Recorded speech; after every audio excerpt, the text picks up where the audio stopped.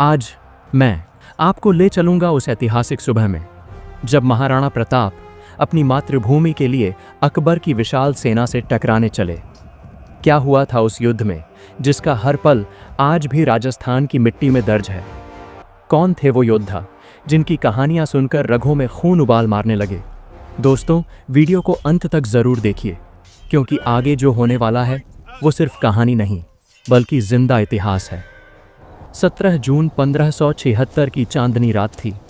अरावली की पहाड़ियों में सन्नाटा छाया हुआ था। खमनोर गांव के पास बनास नदी के किनारे दो विशाल सेनाएं अपने अपने शिविरों में थीं। मुगल शिविर में हजारों मशालें जल रही थीं। राजा मान सिंह अपने तंबू में बैठे हुए सोच रहे थे। वे जानते थे कि सुबह क्या होने वाला है। महाराणा प्रताप उनके दूर के रिश्तेदार थे, लेकिन आज वे दोनों दुश्मन बनकर आमने सामने खड़े थे। मान सिंह को याद आया 1573 की वह मुलाकात जब अकबर ने उन्हें महाराणा के पास भेजा था। उदयपुर में महाराणा ने उनसे मुलाकात तो की थी, राजपूती परंपरा के अनुसार सम्मान भी दिया था, लेकिन जब भोजन की बात आई तो महाराणा ने अपने पुत्र अमर सिंह को भेज दिया। यह सीधा संदेश था, तुमने मुगलों की संधि स्वीकार कर ली, मैं तुम्हारे साथ नहीं खा सकता। मान सिंह को दर्द हुआ था उस दिन, लेकिन वे समझ भी गए थे कि महाराणा प्रताप कभी नहीं झुकेंगे। उधर महाराणा प्रताप का शिविर लोह सिंह गांव में था, खमनोर से मात्र 12 मील दूर। रात के अंधेरे में महाराणा अपने सैनिकों के बीच घूम रहे थे। उनकी लंबी काया लगभग 7.5 फीट अंधेरे में भी दिख जाती थी। योद्धाओं, महाराणा की आवाज गूंजी, कल की सुबह इतिहास बनेगी। हम संख्या में कम हैं, लेकिन हमारे दिल में मातृभूमि की रक्षा का संकल्प है। हम लड़ेंगे, और अगर मरना है तो वीर गति को प्राप्त होंगे। उनके चारों ओर बैठे योद्धाओं में से एक उठा, हाकिम खान सूर, शेर शाह सूरी के वंशज, जिनका राज्य अकबर के पिता हुमायूं ने छीन लिया था। आज वे मेवाड़ की ओर से लड़ने आए थे, अपना बदला लेने। महाराज, हाकिम खान ने कहा, कल मेरी तलवार मेरे हाथ से नहीं छूटेगी, चाहे मृत्यु ही क्यों ना आ जाए। मैं वचन देता हूं। थोड़ी दूर ग्वालियर के राजा रामशाह तंवर अपने 3 पुत्रों के साथ बैठे थे। शालीवाहन सिंह, भवानी सिंह, प्रताप सिंह, तीनों अपने पिता के पास थे। पिताजी, शालीवाहन ने पूछा, क्या हम सब वापस लौटेंगे? रामशाह ने अपने बेटे की ओर देखा। उनकी आंखों में पानी था, लेकिन चेहरे पर दृढ़ता थी। बेटा, राजपूत युद्ध में इस सवाल का जवाब नहीं ढूंढते, वे बस अपना कर्तव्य निभाते हैं। कल हम तीनों पीढ़ियां साथ लड़ेंगे, और अगर महाराणा के लिए मरना पड़े तो यह हमारा सौभाग्य होगा। पहाड़ियों पर राणा पूंजा भील अपने योद्धाओं के साथ थे। वे इन पहाड़ियों को अपनी हथेली की तरह जानते थे। हर गुफा, हर रास्ता, हर छिपने की जगह। भाइयों, राणा पूंजा ने कहा, यह हमारी धरती है। इन पहाड़ियों की हर चट्टान हमें जानती है। कल हम अपने तीरों से मुगलों को बता देंगे कि मेवाड़ की रक्षा में भील भी अपनी जान दे सकते हैं। और महाराणा के तंबू में चेतक, वह नीला घोड़ा जो महाराणा का साथी था, अपने स्वामी के पास खड़ा था। उसके सिर पर हाथी का मुखौटा लगाया जा रहा था। यह एक चालाकी थी।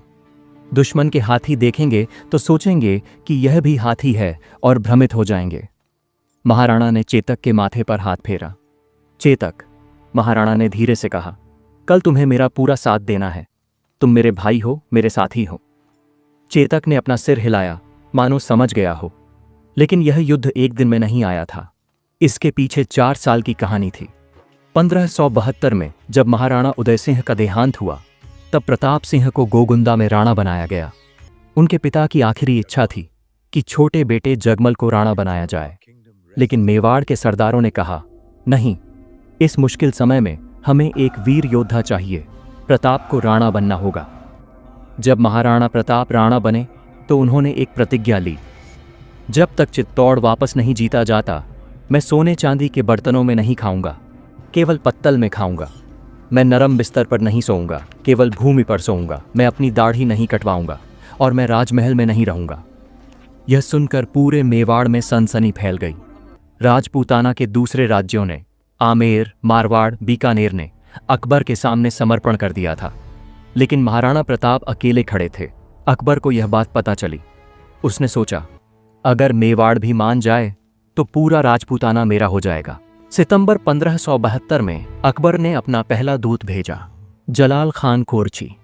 वे अकबर के विश्वास पात्र थे। वे महाराणा के पास गए और कहा, महाराणा, सम्राट अकबर आपको बहुत सम्मान देते हैं। आप उनकी अधीनता स्वीकार कर लें। बदले में आपको पूरा मेवाड़ वापस मिल जाएगा, साथ ही अन्य जागीरें भी। महाराणा प्रताप ने उन्हें ध्यान से सुना, फिर बोले, जलाल खान, मैं आपका सम्मान करता हूं, लेकिन आप अकबर से कह दें, चित्तौड़ पर जब उसने हमला किया तो 30,000 निर्दोष लोगों को मार दिया, उनके सिरों का ढेर लगा दिया। क्या मैं उस व्यक्ति के सामने झुक सकता हूं जिसने मेरे पूर्वजों की धरती को खून से रंग दिया? नहीं, कभी नहीं। जलाल खान निराश होकर नवंबर 1572 में वापस लौट गए। अकबर ने दूसरी कोशिश की। जून 1573 में उसने राजा मान सिंह को भेजा। यह एक चालाकी थी, एक राजपूत को दूसरे राजपूत के पास भेजना। महाराणा ने मान सिंह से मुलाकात की। उन्होंने राजपूती परंपरा के अनुसार उनका स्वागत किया, लेकिन जब भोजन का समय आया तो महाराणा ने अमर सिंह को भेज दिया। अकबर ने तीसरी कोशिश की, राजा भगवान दास को भेजा, जो मान सिंह के पिता थे, लेकिन वे भी असफल रहे। चौथी और आखिरी कोशिश, अकबर ने राजा टोडरमल को भेजा, अपने नवरत्नों में से एक को, लेकिन महाराणा का जवाब एक ही था, मैं अकबर की अधीनता कभी स्वीकार नहीं करूंगा। यह मेवाड़ की परंपरा है, हम झुकते नहीं, हम लड़ते हैं, और अगर जरूरत पड़े तो मर जाते हैं। 1576 की शुरुआत में अकबर को समझ आ गया कि शांति से कुछ नहीं होगा। उसने राजा मान सिंह को 10,000 सैनिकों के साथ मेवाड़ पर हमला करने का आदेश दिया। महाराणा प्रताप ने यह खबर सुनी। उन्होंने अपने सरदारों को बुलाया। मित्रों, महाराणा ने कहा, मुगल सेना आ रही है। हम संख्या में बहुत कम हैं, लेकिन हमारे पास कुछ है जो उनके पास नहीं, हमारी मातृभूमि की रक्षा का संकल्प। हम हल्दी घाटी के दर्रे में उनका इंतजार करेंगे। वहां की संकरी जगह में उनकी बड़ी सेना का फायदा कम हो जाएगा। 18 जून 1576 भोर से 3 घंटे पहले मुगल शिविर में हलचल शुरू हो गई थी। हजारों सैनिक अपने अपने कवच पहन रहे थे। घोड़ों को तैयार किया जा रहा था, हाथियों को सजाया जा रहा था। मुगल सेना की संरचना कुछ ऐसी थी। सबसे आगे सैयद हाशिम बरहा के नेतृत्व में 85 स्काउट्स थे। ये सैनिक सबसे पहले दुश्मन से भिड़ने वाले थे। उनके पीछे अग्रिम दल, इसमें जगन्नाथ कछवाहा के नेतृत्व में राजपूत योद्धा थे और बख्शी अली आसफ खान के नेतृत्व में मुगल सैनिक। फिर माधो सिंह कछवाहा के नेतृत्व में रिजर्व दल। केंद्र में स्वयं राजा मान सिंह हाथी पर सवार। उनके हाथी का नाम मर्दाना था। बाएं पक्ष पर मुल्ला काजी खान और राव लूणकरण थे। दाहिने पक्ष पर बरहा के सैयद, जो मुगल सेना का सबसे मजबूत हिस्सा थे, और पीछे मेहतर खान का रियर गार्ड। नदी पार करते समय नगाड़े बज रहे थे।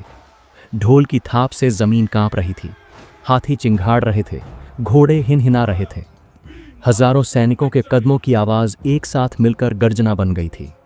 उधर महाराणा के शिविर में भी तैयारियां हो रही थीं, लेकिन यहाँ का माहौल अलग था। यहाँ शोर नहीं था, बल्कि एक गंभीर चुप्पी थी। महाराणा प्रताप अपना कवच पहन रहे थे। उनका कवच 35 किलोग्राम का शरीर पर भारी था, लेकिन उनके लिए यह सामान्य था। महाराणा ने अपनी सेना को 4 हिस्सों में बांटा था। अग्रिम दल हरावल में हाकिम खान सूर के नेतृत्व में लगभग 800 योद्धा। उनके साथ थे भीम सिंह डोडिया, रामदास राठौड़, जो कि वीर जयमल के पुत्र थे। दाहिने पक्ष में राजा राम शाह तंवर के नेतृत्व में लगभग 500 योद्धा। उनके साथ थे भामाशाह और ताराचंद। बायां पक्ष पर झालामान सिंह के नेतृत्व में लगभग 400 योद्धा। केंद्र में स्वयं महाराणा प्रताप चेतक पर सवार 1300 योद्धाओं के साथ, और पहाड़ियों पर राणा पूंजा के नेतृत्व में 400 भील धनुर्धारी। जैसे जैसे सुबह का सूरज उगने लगा, हल्दी घाटी का वह सकरा दर्रा दिखाई देने लगा। यह दर्रा लगभग 1.5 मील लंबा था। एक तरफ अरावली की ऊंची पहाड़ियां थीं, दूसरी तरफ घाटी। टॉड ने इसे मेवाड़ का थर्मोपाइली कहा था। वैसे ही जैसे यूनान में 300 स्पार्टन योद्धाओं ने लाखों पर्शियन सेना का सामना किया था, वैसे ही यहाँ महाराणा के योद्धा मुगलों की विशाल सेना का सामना करने वाले थे। सूरज उगने लगा। सुबह की लाली ने आसमान को लाल कर दिया, मानो प्रकृति भी जानती थी कि आज क्या होने वाला है। सूर्योदय के 3 घंटे बाद लगभग सुबह 8 बजे अचानक हल्दी घाटी की पहाड़ियों से एक गर्जना सुनाई दी। हर हर महादेव! महाराणा प्रताप की सेना ने धावा बोल दिया। यह मुगल सेना के लिए बिल्कुल अप्रत्याशित था। वे सोच रहे थे कि वे आगे बढ़ेंगे और राजपूत सेना पीछे हटेगी, लेकिन हुआ उल्टा। हाकिम खान सूर अपने अफगान योद्धाओं के साथ तीर की तरह आगे बढ़े। उन्होंने सीधे सैयद हाशिम बरहा के स्काउट्स पर हमला किया। टकराव इतना भयानक था कि स्काउट्स तुरंत भाग खड़े हुए। वे पीछे की ओर अपनी ही मुख्य सेना में घुस गए, जिससे भारी अफरा तफरी मच गई। बदायूनी, जो खुद इस युद्ध में मौजूद थे, लिखते हैं, टेढ़ी मेढ़ी जमीन, कांटों और सर्पीले रास्तों के कारण हमारी सेना के अग्रिम दस्ते और मुख्य सेना में भारी उलझन हो गई और वे पूरी तरह से पराजित हो गए। पहाड़ियों से राणा पूंजा के भील योद्धा तीर बरसा रहे थे। हर तीर निशाने पर बैठ रहा था।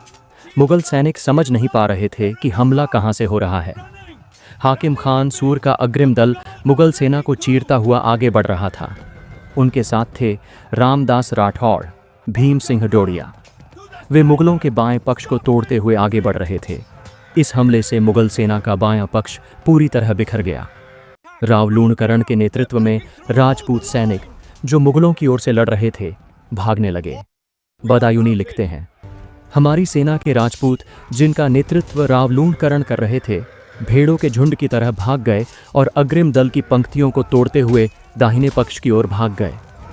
अब एक भयानक स्थिति पैदा हो गई। बदायूनी और आसफ खान पीछे खड़े थे। उनके सामने मेवाड़ के राजपूत और मुगल पक्ष के राजपूत आपस में उलझे हुए थे। बदायूनी ने आसफ खान से पूछा, अब हम कैसे पहचानेंगे कि कौन दुश्मन राजपूत है और कौन अपना? आसफ खान ने जवाब दिया, तीर चलाते रहो, चाहे किसी भी तरफ का राजपूत मरे, इस्लाम का भला ही होगा। और उन्होंने अपने ही राजपूत सैनिकों पर तीर चलाने शुरू कर दिए। इस पहले हमले में मुगल सेना 5 से 7 कोस पीछे भाग गई। वे बनास नदी तक पहुंच गए। महाराणा प्रताप चेतक पर सवार होकर आगे बढ़ रहे थे। उनकी तलवार खून से लाल हो गई थी। हर वार से एक मुगल सैनिक जमीन पर गिर रहा था। राजा राम शाह तंवर और उनके तीनों पुत्र दाहिने पक्ष पर भयानक तबाही मचा रहे थे। बदायूनी ने बाद में लिखा, मैंने एक योद्धा को देखा जो हाथियों की लड़ाई छोड़कर मुगल सेना के बीच में घुस गया और भयानक नरसंहार किया। राम शाह, जो हमेशा राणा के हरावल में लड़ते थे, ऐसी वीरता दिखाई जो शब्दों की सीमा से परे है। अबुल फजल ने अकबरनामा में लिखा, 2 खून के समुद्र आपस में टकरा गए, जलती लहरों से मिट्टी लाल हो गई। लेकिन मुगल सेना का दाहिना पक्ष, बरहा के सैयद, मजबूती से डटा रहा। उन्होंने समय दिया माधो सिंह के रिजर्व दल को आने का, और फिर अचानक युद्ध के मैदान में एक अफवाह फैल गई, अकबर आ गया, सम्राट अकबर खुद और सेना लेकर आ गया है। ये झूठ था, लेकिन इसका असर हुआ। मुगल सैनिकों का मनोबल वापस आ गया। माधो सिंह का रिजर्व दल युद्ध में कूद पड़ा। अब युद्ध का रुख बदलने लगा। महाराणा की घुड़सवार सेना की गति धीमी पड़ गई। अब यह एक एक करके होने वाली तलवारबाजी में बदल गया। और फिर शुरू हुआ वह भयानक संघर्ष जो रक्त तलाई के नाम से जाना जाएगा। हाकिम खान सूर अपने अफगान योद्धाओं के साथ मुगल सेना में तबाही मचा रहे थे। उनकी तलवार एक पल के लिए भी नहीं रुकी। लेकिन तभी पीछे से एक मुगल सरदार ने हाकिम खान पर हमला किया। एक ही वार में उनका सिर धड़ से अलग हो गया। लेकिन फिर जो हुआ वह इतिहास में अमर हो गया। हाकिम खान सूर का धड़ बिना सिर के घोड़े पर सवार होकर लड़ता रहा। हाथ में तलवार लिए वह धड़ अगले 5 किलोमीटर तक मुगल सैनिकों को मारता रहा। मुगल सैनिक डर से चीख रहे थे, यह क्या है? यह कैसे संभव है? आखिरकार रक्त तलाई में जाकर वह धड़ गिरा। हाकिम खान सूर ने अपना वचन निभाया था, मेरी तलवार मेरे हाथ से नहीं छूटेगी, चाहे मृत्यु ही क्यों ना आ जाए। उनके शरीर को रक्त तलाई में दफनाया गया, जबकि उनका सिर 5 किलोमीटर दूर खमनोर में दफनाया गया। अब महाराणा ने अपने हाथियों को युद्ध में उतारने का आदेश दिया। लूणा और रामप्रसाद, 2 विशाल हाथी मुगल सेना में घुस गए। मुगल हाथी गजमुक्ता लूणा से भिड़ा। दोनों हाथियों के बीच भयानक युद्ध हुआ। आखिरकार गजमुक्ता घायल होकर पीछे हट गया। लेकिन तभी मुगल धनुर्धारों ने महावतों को निशाना बनाना शुरू कर दिया। लूणा के महावत को तीर लगा। घायल महावत ने किसी तरह लूणा को वापस बुलाया। रामप्रसाद अब भी लड़ रहा था, लेकिन उसके महावत को भी एक तीर लग गया। बिना महावत के रामप्रसाद को मुगलों ने पकड़ लिया। मुगल सैनिक खुश हो गए। उन्होंने राम प्रसाद को कैद में रखा और खाना पानी दिया।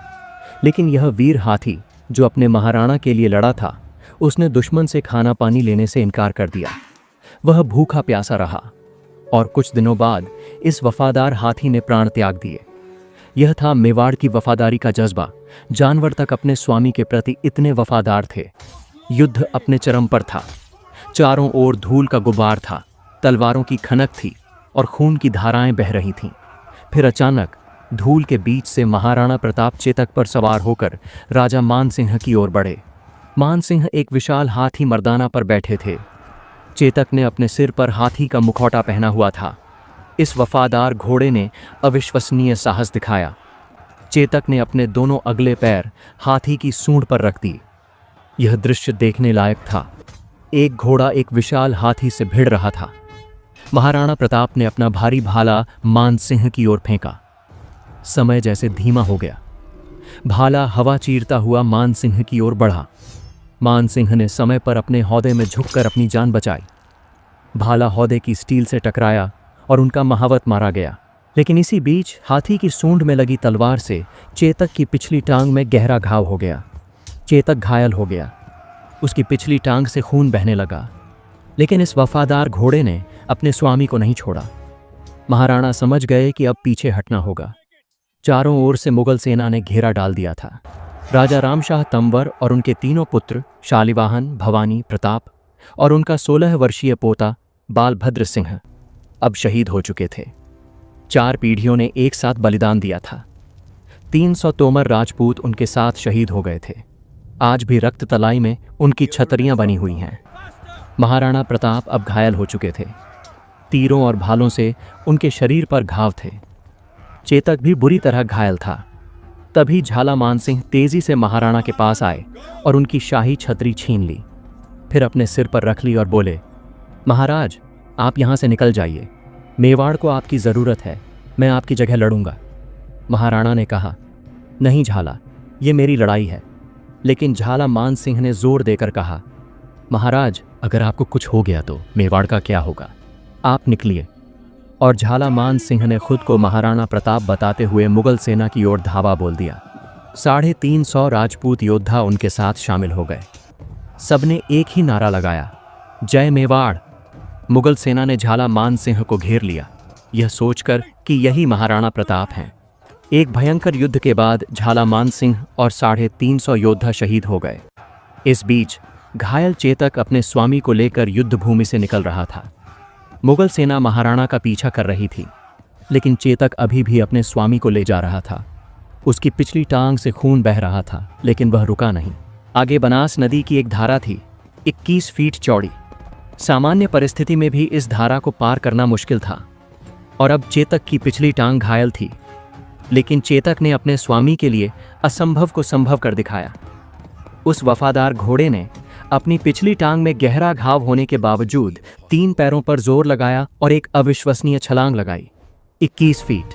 चेतक ने महाराणा को नदी के उस पार पहुंचा दिया। मुगल सैनिक जो पीछा कर रहे थे, वे इस चमत्कार को देखकर हैरान रह गए। उनके घोड़े इतनी चौड़ी धारा पार नहीं कर सकते थे। उन्हें पीछे रुकना पड़ा। चेतक ने अपने स्वामी को बचा लिया था, लेकिन अब चेतक की ताकत खत्म हो रही थी। वह किसी तरह महाराणा को लेकर आगे बढ़ रहा था। बालीचा गांव के पास एक पहाड़ी पर पहुंचने के बाद चेतक रुक गया। उसके पैर लड़खड़ाए। महाराणा घोड़े से उतरे। चेतक ने अपने स्वामी की ओर देखा, एक आखिरी बार, मानो कह रहा हो, मैंने अपना वचन निभाया स्वामी, अब मैं जा रहा हूं। और फिर वह वफादार घोड़ा, वह वीर चेतक जमीन पर गिर गया और अपनी अंतिम सांस ली। महाराणा प्रताप अपने प्रिय साथी के पास बैठ गए। उनकी आंखों से आंसू बह रहे थे। चेतक, महाराणा ने रोते हुए कहा, तुमने अपनी जान देकर मुझे बचाया। तुम मेरे भाई थे, मेरे साथी थे। मैं कभी तुम्हें नहीं भूलूंगा। आकाश भी रोया। बारिश होने लगी, मानो प्रकृति भी इस वीर घोड़े के बलिदान पर शोक मना रही हो। आज उस स्थान पर चेतक समाधि बनी हुई है। हर साल हजारों लोग वहां जाकर इस वीर घोड़े को नमन करते हैं। रक्त तलाई में युद्ध समाप्त हो रहा था। 4 घंटे तक चला यह भयानक संघर्ष अंततः खत्म हुआ। जब धूल बैठी तो युद्ध का नज़ारा भयानक था। पूरी रक्त तलाई, जिसका नाम वाकई सार्थक हो गया था। खून से लाल थी। बारिश का पानी और खून मिलकर एक लाल तालाब बना गया था। मेवाड़ के 1600 योद्धा शहीद हो गए थे। मुगल सेना के हजारों सैनिक मारे गए थे। हल्दी घाटी की पीली मिट्टी अब लाल हो गई थी। आज भी लोग कहते हैं कि वहां की मिट्टी में लाल रंग की छाप है, उन वीर योद्धाओं के खून की निशानी। मुगल सेना ने युद्ध भूमि पर कब्जा कर लिया था, लेकिन उनका उद्देश्य पूरा नहीं हुआ था, महाराणा प्रताप को पकड़ना या मारना। वे असफल रहे। दोस्तों, यह थी हल्दी घाटी के युद्ध की कहानी। यह सिर्फ एक युद्ध नहीं था, यह स्वाभिमान की लड़ाई थी। यह मातृभूमि की रक्षा की कहानी थी। महाराणा प्रताप हार गए या जीते, इस बहस का कोई मतलब नहीं, क्योंकि असली जीत यह थी कि वो कभी नहीं झुके। रक्त तलाई आज भी है, चेतक समाधि आज भी है, और हल्दी घाटी की वह पीली मिट्टी जिसमें आज भी लाल रंग की छाप है, आज भी उन वीर योद्धाओं की कहानी सुनाती है जिन्होंने अपनी मातृभूमि के लिए अपना सब कुछ दे दिया। महाराणा प्रताप, चेतक, हाकिम खान सूर, झाला मानसिंह, रामशाह तंवर, राणा पूंजा भामा शाह, ये नाम अमर हैं, क्योंकि जो अपनी मातृभूमि के लिए लड़ता है, जो कभी नहीं झुकता, वह कभी मरता नहीं। वह इतिहास के पन्नों में हमेशा जीवित रहता है। जय मेवाड़, जय महाराणा प्रताप। अगर आपको वीडियो पसंद आई तो अपने विचार कमेंट में ज़रूर लिखिए। कौन सा पल सबसे ज़्यादा रोमांचक और भावुक लगा? वीडियो को लाइक करना मत भूलिए, ताकि यह वीरता की गाथा और लोगों तक पहुंचे। और हाँ, चैनल को सब्सक्राइब ज़रूर करें ताकि अगले एपिसोड में